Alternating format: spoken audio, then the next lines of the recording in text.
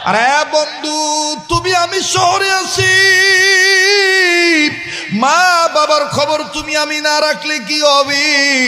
তোমার আমার মা বাপ গ্রামে আসে, তোমার আমার কোনো বিপদ হইলে তোমার মা আমার মায়াকে যাই না ভালায়।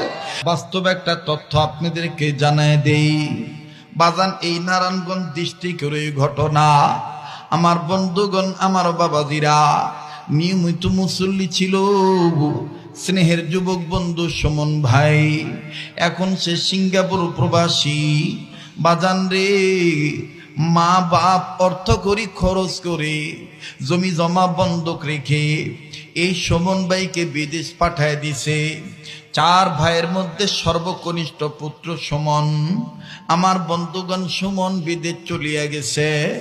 বিদেশ যাওয়ার পরেও মায়ের সাথে সুমনের যোগাযোগ ঠিকই ভালো ছিল। আমার বন্ধুরে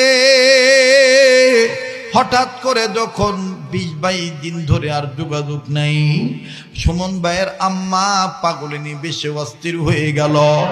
ব্যাপার কি, আমার পুত আজ কদিন ধরে কোনো যোগাযোগ করে না।